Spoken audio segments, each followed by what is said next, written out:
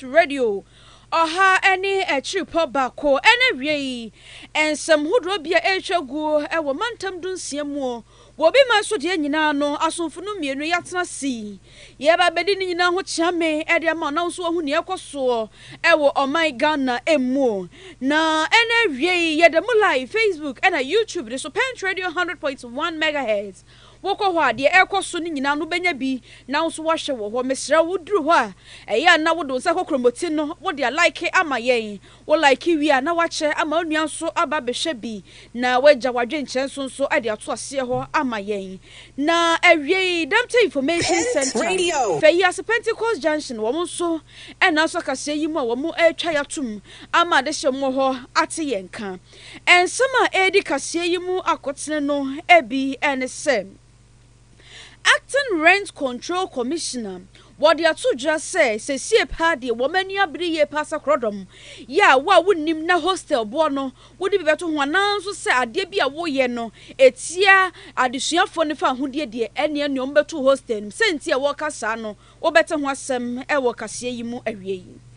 NPP amanyokono so ato hoagu emoten so enkrapuni mantamo amenam so demonstration a watu ni din say democracy under attack no womo afiase na kase kroye mu ye de betu manim krobo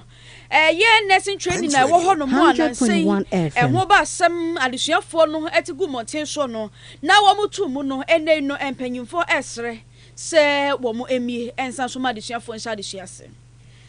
Omanfo beka ya rahosam a ekwo so bese afi ba kumnie ye nam so nipa woche hwere wo monkwa no enam so amasabre woguso eye memorial reflection na wo bete empanyufo ebinum abusua wo mo so ekasa ewase Asante mantem ha eye ministry of agric enna yi wo mo enso esuin Womo dan ya womo timu ye womo di omudwuma nkakra e wo denchemo so no ene no na ma chankunyomo ho mso mo dwoma sase bubudan no ato agua no so ho amane bo wo bete ye de na sebe kwadi ama ohene spices and an non-dairy powdered milk aduane bi a wo ye bia wo pair spices ni bi epitimu e be ye dedede asanso ye hwam Shannon so se flavors ni ye enkono ye wo chicken, beef, shrimp, jollof rice, ginger and a garlic, stew, goat, noodles and a fried rice. Non-dairy powdered milk no so mo frani mpanyufo nyina wo bia betumi edibi. Se wo pe bia to na akwosto bia wo tonton nuane ho niama enye na sa opendudo mu eto aton a eye 0207 805 398 and 0244 525 908. Oh, Henry Spices. Aye de ye. Pent Radio. Yes. And every year we beti enka mi din e de Afia Fosuhemaa ena. Catch me aba. Nana. Ama buama and some jebre. Na yemfa munche mwankasa ensomo. Pent Radio kase boy adwumaku a afa ho ka eye Henry Spices any Henry non-dairy powdered milk. Arisima yesen samna se ade free Asante Mantemu ha na Asante Mantemu no na kyese ye de ni kyemu ewo oboase enrada ene baabi abefa bia wo bete ho asem no ebi se oboase technical senior high school ene adesuafo yi atuagu omo headmaster so ebi da badai wo masibram nankasa ma master yi wo prepre enyansem kuma na eno na Ghana Education Service wo moti asem no kyese aye o mahudwiri ankasa wo mo kyerɛ sɛ adie ba kwa education service mu wo mo nso so e wo my Ghana mu ha ene sɛ osuani a wo sukuu mu obetie si utichani so o headmaster so ananso sɛ wo nyonko de suani so na wadi na birinda mabrada enti no enei no wo mo de ensam tenchen ababeto emonten na ensam ne mu krata mo de beto emonten no emu ensam no ebi enie o mo kyerɛ sɛ headmaster ya sabre adisuafo no abro no enam so ama sabre waprepra woje ayarehwe no enya de wo mo so enti no enei no apostifo ena Fensus Education Service wo nyina komo ho abomu ye wo mo ye hwehwemu mapa e wo sa asemi ho na hwehwemu ni nyina ekọ na wieye na se wo ye sukuu ni wo ya adisuani na ye hu se wo nso wo ho bo mu se wo gina baabi to bo wo de wo nsa epa master yasum wo fa sekan edide nchi na ne nyina no sa nkwada kro ne nyina no wo mo so mu a ene na che se emra ewo Ghana Education Service omumo no eye service no a code of conduct no wo mo be hwe no mo ne wo edi no no esanse sa de we ye nso so ewo Education Service no emu na krata kro ye enso ena eba amane esre awofo wo ma wo mo ka bie wom community leaders ena afenso no abatan ni nyina se sabre no wo mo din se to nsayem wo mo srada sa enema ye ekokoso wo suku sa hodo mo no wo mo nsunsun fo mo hunji mu bi na wo mo ne nkwada yi enkasa se be ya enkwada yi wo mo duru suku ma sa ne ye bone no mo nyina ebetwe wo mo ho ede afri ho Ghana Education Service ekoso ede nkranhyesem enso ede ma headmaster yi ewo mu se ade na wo ye ne hwehwemu so ekoso ni ababonten no ewo mu se enye de ne hwehwemu nso gu so ekoso ntini ye ntimi nka se wodi fa na so wodi bim enti na ipra wa pra ne ho ade ne nyina no wo mo hye ne nkran so wonka fra wo mo dodo no kakran na krache ya eba emonti wo panyin ya ne nsa ehyase no eyi owura Daniel Fanyi wo no ene ye kasamafo ede ma Ghana Education Service dwumako no ene ja wo mo de sansem wei ababeto abonten no NPP amanyokuo no bese na nsemu ho ena wo mo eto omanfo nkra se nyame ya adomo a ene ya wo mbeto wo ho agumonten so na chese wo ma ye demonstration na ni nyina efa eye dwumadie bi anase botaye si wo mani so a watu ni din se democracy under attack na niti a wamu ene se wo kira eba no NDC amanyokuo mu anase aban eti ho ya wo kira se eba no emra anase nhyehyɛ ya ahodo bi a ekwan bi so no asenyimu aba wei edom amanyokuo sei enu ti won kai ho na kyese sa nipa kro no ya hyada pekọ na bi ede na kwa kogina na ekokoba se wo bi eka wo mo amanyokuo NDC ho de a na nipa kro no ne nsam anasa de kro anasobo bi a ede bọ no eho ne eba be krakra de sese yede nu kokọkyira ban kukumu kra na wo mo de nsam atodwa se wo mo ye nhyehyemu nipa kro ne ho son eno na MPP fo ekire se eno no emwa kra ewo mu se nsam a ye kan enye se wo mo soso basabasa yoso esanse obi beka se demonstration a wo mo ye ansha na edi wo hawo anase menteme ho ase popo bi aba wo kire se enye sakra na tie na momu wo mo hwe sesa entesukokọ a wo mo ti ebetumi ama aban no ani ada ho na afi ne ho aba ne ho so se eba no man a ye ebu anase akontabu a wo betumi ahwe sa afa no nyina senia asam no ekọ ne yebu de ma onkofo a anase yebu de ma obi asa pepepe ne beye na enkonkoba se nipa anase nipa bi mienu no we nya ne sei na foforo nso enya ne sei enam so amapanya wodadom kuma no ano owura Alexander Afenyo Makin woni nsemtrofo ekasa na wo kire se we ye kwan a wo mo fa so se kabi ma menka bia mamuo no wo mo behwe se bibia bedamu kama na emomu enye se wo mo fa sa kwanya iso e dia so manfo kutu pa se wo mo nkonkoye nipa bonfo sam na emom wo boa se ne be ya aban atisu yi enempo aban ahodo a wo mo so beba no obi abetumenya ne ho ntiase na eba no kabi ma menka bia na se yebu bibi ato obi so esan nyama ahodo nipa kra ye yebu a ebetumi akose ne etie na emfa ho ne amanyoku a nipa kra no edom. Well, where there is selective justice, rot in government is not receiving attention from state security, anti-corruption officials are not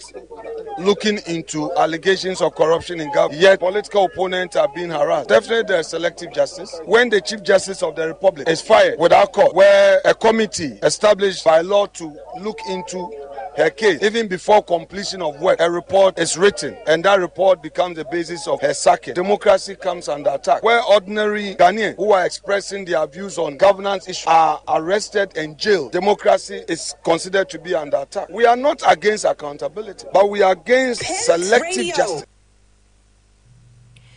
Penya wodadom kumana no eyo no nyamfo Alexander Afenyo Makin. Na yetwa ensam na so amamu Ashanti Regional Ministry of Food and Agric ya yitwanitia efren Mofa Seed Processing Center honomo ya no ewo de nchemo so sesie ye kasei na nanma chankonya wo mo ewo na nchemo so honomo no wɔn so wɔn gye wɔn asase yi a wɔn dan no esi soɔ no na wɔn kyerɛ sɛ nananom yi kɔ kɔɔto de nsɛm yi kɔkɔ gyina kɔɔto anim ma kɔɔto nso so tena so yɛ nhwehwɛmu wɔ ho tietie yɛ afɛnu ne mmienu nyinaa hwɛ yɛ afei deɛ ɛba bɛtɔ odwa sɛ kɔɔto abu asɛm no de ama nananom kyerɛ sɛ asase na agrikfoɔ yi wɔ yi enya dia wo mo betimi atena hɔ no mo ɛyɛ wo mo dia ɛnam so ama emprepren a yɛkasa die nananom akwakobubu ɛdan a mofafo yi atimu ɛyɛ adwuma ne nyinaa na ensɛm isi ye ensɛm twani sofo ba kwabena afrifa wo pie hɔ no mo ya wone officer in charge ɛyɛ owura Joseph Koni enso atwetwe ɛho enkomo ɛno wɔkyɛ sɛ ɛyɛ no kwasɛm na nananom no wo mo de krata no ɛbɛbɔ wo mo dan ho nyinaa sɛ kɔɔto bu asɛm ma wo mo sɛ asase no yɛ wo mo de ya dan no wo mabubu ne nyinaa ɛde ato aguo no na owura Joseph ninse omo mayen omo timeline say bia fit that say within this period yɛmmoa boy ho na because yɛwɔ nneɛma bebree wɔ machines ɛna farmers na yɛ several mo so mo nneɛma bi na inform obi yɛngɛ tik obi ana anka obi nneɛma ɛwɔ ha bia no me nso etimi mu yɛ nneɛma mo yɛ no mo ɛna kofa nam kwan mu a me ba adwuma na yɛ friend sɛ ɔhene no ne nkrɔfo ɛde bulldozer ba omo astati bubu structures the friend yempanyfo ni ama omo so omo tiampa bedu ha na je so omo bubu structures ni a che say even ye niam egu office kra no se be be nya kwan kra ko yimi ama na e problem esre omo ansa na omo ti ase ama e pa me yo ma ko yimi opanya yete ne ni wono na ye officer in charge Boko Food Ministry of Food and Agric Mofa Ashe Honoma Seed Processing Center Hono and a officer in charge Ora Joseph Connie and Yetene Neno Opanyi Charles Oti Eye Busiani Edema Kane Swafo Nasa Defense Minister Dr. Edward Kofi Omane Buama Wanya ne baby Eko na wade nsama tuja ewo National Interfaith Memorial Service eguso ekoso na wokasa kyerɛ sɛ emra wo mabusuafo nipa makomako enwochi a wo mo hwere wo mo nkwa no wo mu sɛ eba ne sa na de ohaw pa na abra wo mo nanso ne nyina mu no wo mo de enase ebema Nyankopɔn sɛ ne trosem no asie na so mafo beka ya besa afe pepepe nie wo sanabo sumi sɛ ya ne da na etoso ensia na Ghana yɛte awrehosam ya kyerɛ sɛ ɛyɛ helicopter na enam wiemu a enenam yaya eye adanse ehwonom side no enam so ema nipa makomako enwochi na wo mo eti wiemhye ni mu no wo mo nyina ehwere wo mo nkwa esign sa plane crash bi ekoso na wo mafo a wo hwere wo mo nkwa no na eye former defense minister enso eka ho ebiomo nso so samre no osofo a na wo hye niama hodo a etwa ye ho ahia na afei abodie mu nyansasua wo no nso so eka ho bi na afei empanyufo pinu a wo mo nso so na etwihyen na asrafo binom enso eka ho bi na wei na mampanyini ede nsam to dwa kire se afe bia mu anasa afe pepepe wo mo behwe se wo beye esom dia masafo yi na watumi dia ye nka ye dumu na afe wakakai eniama hodo a wo mo yeye na sania wo mo sifa ebo wo homode emra na wo mo te ase no enu nti sa dwumadie na kɔso a eye Owura Charles Oti ya wo ye busuani Emma Dr. Edward Kofi Omane Buama wode nsɛm sei atuja Your Excellency, the President of the Republic of Ghana, John Dramani Mahama. Your Excellency, the Vice President of the Republic of Ghana, Professor Nana Jane Opoku Ajiman. On behalf of the families of the 8 departed loved ones and fallen heroes, I extend our heartfelt gratitude to all gathered here today as we mark 1 year since the tragic helicopter crash that forever changed our lives. First and foremost, we give all glory and thanks to Almighty God for His grace, mercy, and faithfulness. While the past year has been marked by deep grief and loss, God has sustained us with strength, comfort, and hope. Though we deeply miss our beloved fathers, husbands, sons, and brothers, we remain grateful for the lives they lived, the service they rendered to Ghana, and the enduring legacies they left behind. We are also grateful to the reverend ministers, imams, and all religious leaders leading today's interfaith memorial service. Your prayers, spiritual guidance, and support have been a source of comfort to our family throughout this difficult journey. Onipa wote ne nkan eye wo panyini Charles Oti wo ye abusuani Emma Soafo a wanya ne baabi ekọ Dr. Edward Kofi Omane Buama na chese wo kasa wo National Interfaith Memorial Service a eguso a ekoso. Acting Commissioner, Order Rent Control Commission, another department no, anono Ora Frederick Opoku, and then no Wakan esi sudia, says Rent Control Department no, woman ya briye pa ya wamosha say. Hostel bia ewo omayumu ya sikado dua ewo senka womo jama na broso anaso senseye bia nka wo so mudi gu akwamu ede bua adesuafo womo ede the hostels wono mo no womo yama na broso no ni nyina no modo mo na esifom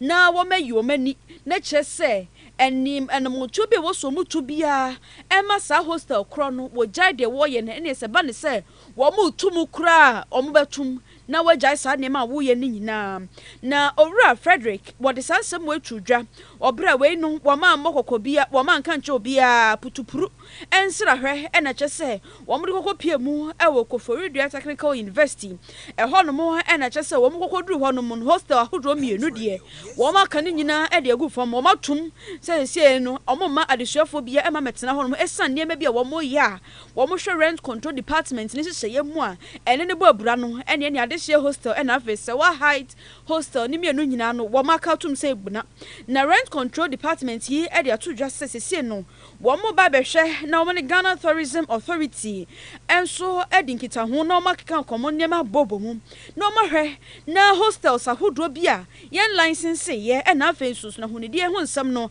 enso da nyina ye na niam bia eno nso enwa kwamu a enye ye e wo rent control department na Afia Tourism Authority wo mo seseye mu no wo mo ba behwe na nyina no wo metu so anamom na oropoku esanso editudwa ehye adesuafo a wo mo wo sa hostels ahodro mienu ya wo makatum ni nyina ebo se wo mo sika dodo wo matua ye nam so ankomo kwakoda dan mu hono no wo mo nkomakoma nto mo yem sa sika ni nyina wo mehwe na wo mo nsa asan kan wo made Ghana Tourism Authority for invoking their powers and authority and to let the whole world know that hostel operators are to be regulated. Now, there's a thin line between what we do and what they also do. As I said, increasing hostel, I've seen the crime of students, 6K, tomorrow 8K. And I asked, hold on, let us talk. They call me the bluff. I said, in fact, I don't have the power to close. But as institutions that we are building a nation, we need to work together. Today we are here as Ghana Tourism Authority with the power to close. And trust me, as many hostels that will go down closed will be closed down, and these closures will happen before the next semester begins. It means we are going to run across the country in the next 3 weeks and make sure all those have to be closed. I promised that when you are closed, there will be refund. At this point in time, I am happy to see Ghana Tourism Authority also coming to look at the situation and attest to the fact that Sewa Height is not fit for purpose, and for this reason, the cry of the student living here has been heard. I said the government under President John Dramani Mahama is ensuring that the law of the Republic works. Today, that law and that of the Rent Act, Act 220/1963, under Section 10, it says that no property owner, private, can sit home and be increasing rent at will. It is illegal, it is criminal, and it cannot be entertained in law. Acting Rent Control Commissioner, Order Rent Control Department, Ora Frederick Opoku, and all the same way atujano. Kai will say area pram to breakfast and one Augustua etieno na wakaye ho YouTube Pent Radio 100.1 FM like share na fa comment and so eto asie. Greater Accra Regional Security Council etrese nyame ya adumo na watch fufra ye besim yi wo mo ba behwe se adankra ene mponiama hodo ampanyufo ana omafo wo ma peja ede asim miaye bi ewo te se laboma ena fe agbogloshi ewo enkwapuni mantem wo mo ba behwe se sadankra ni nyina se sibia ya ensuo fa ho nko ade a wo mo bedwiri ni nyina egu na wɔkyerɛ sɛ ɔmanfoɔ bɛka yɛ a bɛsɛ June bosume dɛ ɛtɔ so aduonu nkron a na ɛyɛ dwoada ensuo bi a ɛyi ne ti ɛwɔ nkramponi mantamu a ɛtɔɔyɛ ɛma ɛnam so nkrɔfoɔ pii no ahwere wɔn nkwa enu nso so emu no ɔmanfoɔ pii no a ɛgyapadeɛ adankora ɛne mpo biaeɛ a wɔde wɔn ti bɛto ne nyinaa ho nsɛm so ɛba bɛyɛ dedwaa wɔkyerɛ sɛ fiti saa abrɛ no mu ɛna wɔn abɔ wɔn homɔden sɛ gutters ahodoɔ mmeayɛ ɛhɔnom asisi no wɔn bɔ wɔn homɔden ɛtete ne nyinaa mu siesie mu sɛnea ɛbɛyɛ a ensuo mpo ɛkɔkɔba sɛ ɛtɔ kɛseɛ paa anya hwekora no ebetumi afa mu na nkɔnkɔba sɛ emu asinti no ɛnam so ama ɛde nsuyiri bi anaasɛ oyɛ ne bia aba na wɔkyerɛ sɛ ne nyinaa akyi no ɛntumi nso hɔ a ɛsan sɛ wɔn atumi ahwɛ na gutters no wɔn atete mu ama bibia ɛkɔ kamakama na sa dankora bi nso esi biaeɛ bi a ebi nsuo fa hɔ no mu a sɛ wɔn anhwɛ ndwiri ne nyinaa ngu ahwɛ adakye bi gutter ne mu die mu ayɛ resen nanso so saa dankora no ebia na ɛno nso akeka abɔ mu ɛde ɔhaw foforɔ asan so aba na ne kasa mu ɛna wɔkyerɛ sɛ mekyerɛ ɛyɛ soafa wɔwɔ nkramponi mantamu maame Linda Oklu wɔkyerɛ sɛ wɔn nyinaa ka nneɛma ahodoɔ aban ne pɛ sɛ wɔyɛ na wɔde bɔ anaasɛ wɔde tu anamɔ ɛde fa nsuyiri a ɛyɛ ana ɛtɛ yi ne tiri ntitiri paa ɛwɔ deɛ nano esi wɔ June bosume ni mu ɛno nti wɔn mu asisi saa dankora ne nyinaa ɛneɛ wɔde tu wɔn anim wɔn mpɛ baabi ɛmfa wɔn nkuku ne wɔn kaka nyinaa nkonkogu na ɛnyɛ saa pa deɛ a efiti na wɔtwe foforɔ a yɛbɛsi mi deɛ demonstration anaasɛ demolition ɛna kyɛ sɛ wɔn mo ɛba bɛyɛ. We notice that a lot of the buildings must come down. So we'll do a major demolition over there. Hopefully next week, myself and Mayor will be doing some demolition over there. And so that we want to create a buffer like you said. And so you see that all those refuse, were being caused by those squatters over there. And so when we clear the place, we didn't have much issues there. So our major challenge is to make sure that we demolish illegal structures. There are even demolition ongoing, but on the quiet. And so that's why you are not hearing. But hopefully Friday, when we are doing our demolition, we want everybody to know what we are doing. And so we'll be at Laboma this Friday. We'll be doing a major demolition exercise over there. And so from there, yes. And so we have a couple of buildings that will be doing. Even this structure, you could see that is sitting. Yes. And so the MCJs drew my attention that they've already informed the people around. And so all this place, there will be a demolition exercise. What I can say is that we still have work to do because some of the debris are still there. It needs to be managed. Onipa wote ne nkan ɛyɛ soafo a wɔwɔ nkramponi mantamu maame Linda Oklu. Enkyɛ bia ɛne yɛde to manim sɛ adesuafo a wɔn mo gentetiɛ ɛwɔ Krobo Nursing and Midwifery Training College yɛ no wɔ Techimai North District no mu bunu poye mantamu. Wɔn mo de aba betu dwa friends centralfoɔ ɛnhyɛ mu ɛde ato centralfoɔ anim sɛ wɔn mo principal yɛ wɔda wɔn ma no Dr. Mrs. Helen Gifty Dwamona Amoa wɔn mo mpɛnu wɔ sukuu mu hɔ biem ɛsan nneɛma bi a madam no wɔyɛ ɛwɔ hɔ no mo nneɛma bi a wɔn mo ɔyɛ wɔ hɔ no mo no ɛnso wɔn ani kyɛsɛ wɔn mo dwe ho mo ntiaseɛ di ho nkɔma ne nso no nkosi agantia ne mpanyinfoɔ nhwɛ na wɔn mo nyi no ɛmfiri sukuu mu hɔ no ɛho asɛm bɛtɔ dwa no ɛne July 9th no July 29th ɛna mpanyinfoɔ to sukuu ni mu sɛ egbuna na ɛbrɛ sukuu no wɔn mo to mu no ɛne ɛbɛsi ne nyinaa no wɔn mo mieye ɛno na aka ho bi ɛma Krobo mpanyinfoɔ wɔn mo hɔ na matena nkonnwa opinion leaders afei nso no emabunu ɛna afei mpanyinfoɔ mo wɔ Krobo nyinaa awofoɔ nyinaa ɛnso de ɔma no ato mu bi ɛsrɛ mpanyinfoɔ sɛ sukuu no wɔn nsa so mie entum ɛma desuafoɔ no enkonkotoa wɔn sukuu so ɛsan sɛ wɔn atuma kyɛ ɛnhyehyɛ bi a wɔn di gu akwa mu bia no mo bɛsrada wɔn nyɛ ne ntɛm wɔn nyɛ no wano na sukuu no mo ntimi mie ɛmfa ma nkwadaa no anaso sɛ desuafoɔ no wɔn ntimi nkɔ no mo konkɔgye wɔn teteyɛ enso ɛwɔ hɔ na wei no mpanyinfoɔ binom ya yabɔbɔ mu di no wɔn frɛ nsɛntwɔfoɔ enhyɛmudie ɛna ɔpanyin Isaac Jan Kantanka wɔn wɔgyina ɛdɔm nyinaa animu ya wɔne nsɛntwɔfoɔ ɛtwetwe nkɔmɔ ɛsrɛ saa adesrɛdeɛ yi enso efiri mpanyinfoɔ hɔ no mo owura Kantanka ne nsɛm no bi ni Can I cross away investigation? After be home. Na ekobase nipa na wo investigating no. What's the on goes on trans in Yajuma? Na what cross the entire school. I think say enya ne kwanswa. Eno ma yes ye hu say adam bibi koswa ye nim wana. Enti ye humble appeal ye dem president they say ma me no mo man free ni position so. Na ye ma either vice principal no ana obibia wo school obetimi handle issues no. Ono mum entinem no mo nya investigation ye wie na ne ho son a omra. Ne mo ne ho nya son a na ne ye no to kwanta na yapai. Eno nti ne ye appeal to Ghana president Mampani say your excellency say yantano ne mum de odin kwada no fa so no. Ye ntia say school is so de no kwasem ni e ba ye aboa makroi activities be koso. Ye wo fa asem ye nyina kobi. Eno so mpachi ebi kura basu aba benye kurumpa waro kurumha. Odi ase e. Enti saa ne ma we nyina aka ho a benefit no e ba kuro no mu. Enti se e betena ase amma ba ko fo bi ye die so ono ma me no kwanti. Eno de Mampani esra wada roma. Mampani se ka so wa ye bi eja ye nka so wa ye bi ato aso. Na sam ba ko ye se bi say enti ma wo ko ye nipa ko school bi aye pamo. Wo ye die nipa. Oko mampon ye to records. Na wa ba ha so ase ye de wo fa nya wi o. Na mampon bu no fo ma nya hema na ye. Openya yati nken ayo ora Isaac Jan Kentinka wono ena wogina eye krobo adehye nyina animu ene ensentrofo ehwehwe nkomo. Openya na se kani mrehye bedani a wanya ne baabi ekọ eye ora Mutala Mohammed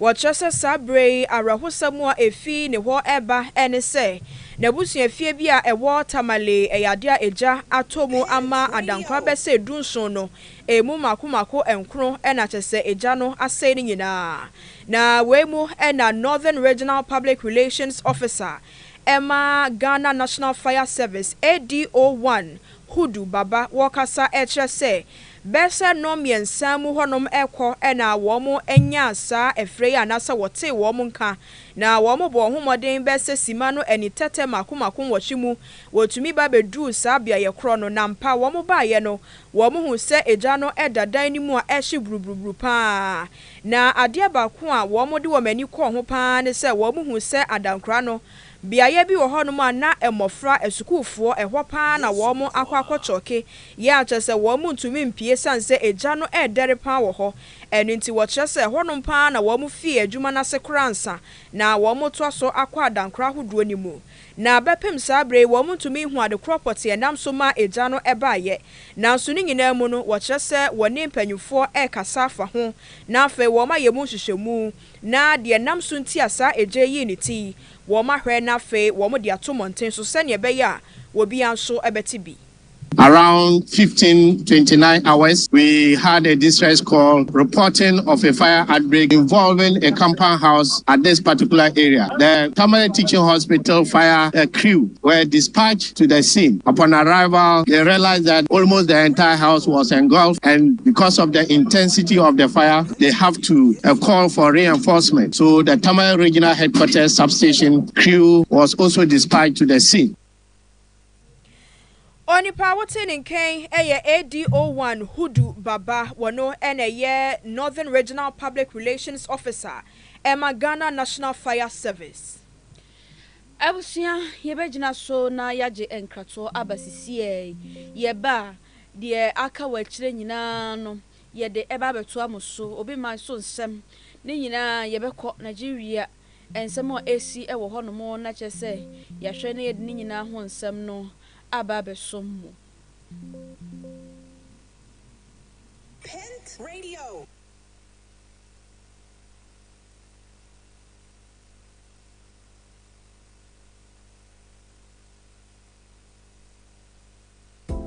Midofo a minni hu agro na say die waduane ne da no aye sronko anio mura ohinere spices abefi aduane de aye sronko ohinere chicken seasoning se wo toto wo chi ana wo ye akokọ nam ho bribia fakakra som froye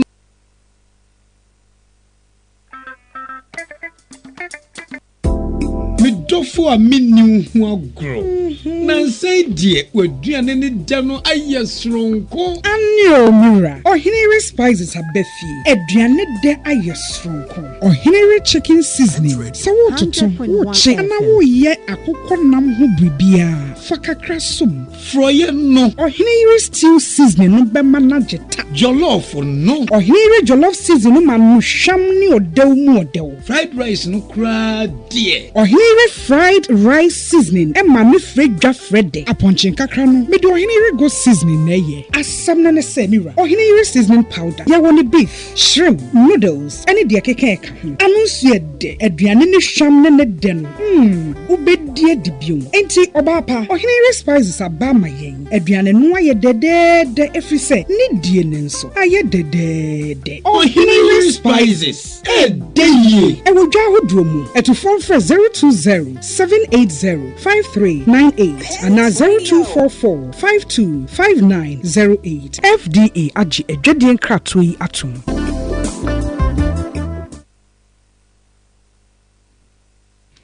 Arishie yedamase semajebra atwen amiyede enkratoi enso atwamu na awie ensem bia wote ye ewo kase yi mu no ebi ense Ashanti Regional Mofa Michire Food and Agriculture ye wasante mantemu hano womo seed processing center hono na no atankunya wo de nche mo so womo chese womo dwoma sase nto madwiri womo dan ni nyina ato agu NPP amanyoko no enso atente so kokko ediafa eye demonstration bi a watu ni din say democracy under attack yede na sebeko ediama Ohinere spices and an non-dairy powdered milk aduane bi a woye bia mekanfo Ohinere spices and an non-dairy powdered milk no ede ama wo say yenkwan fro ye anasa wonam na opese steamy ho a wokoko pest spices ye bia dedede hwehwe hwam Eya flavors makumako enkono yewo stew, goat, noodles, fried rice, ginger and garlic, jollof rice, yewo beef, shrimp and a chicken. Afen so non-dairy powdered milk no so betumi enya bi ato. Se wo pe bi ato a wo kosto bi a wo tonton enuane ho nioma a wo betumi enya bi ato. Se so wo pendodo mu eto aton so a 0207 805 398 and 0244 525908 Ohinere spices eye de ye yede na se edi ho ebekọ ediama kwabena owusu ediomi ena kechire bedu wo mo boa we newsroom ekochi nsem ni bia fe kechire bedu echinchim afidie ni fruma ema wote ene ahodo kama ye kwa be fontentan YouTube so eye Tony Gate ena de ye to ho ebiomu nso asede edi ho enko emfama Damte Information Center wobiemu da nyina ema de hye wo fe yase Pentecost Junction wo mo so ete yenkase no ebi ena wie wasomfo eye me Afia Fosuhemaa ena Ketire nioba 100.1 buama arihye yebeda mu nyina mase ama monitie wotwen pa amotwen eti kase nyina ko na wie yeso suidie eda kwachi begina egwa na enwumpa no ode abomo eda mase yakra mu nyina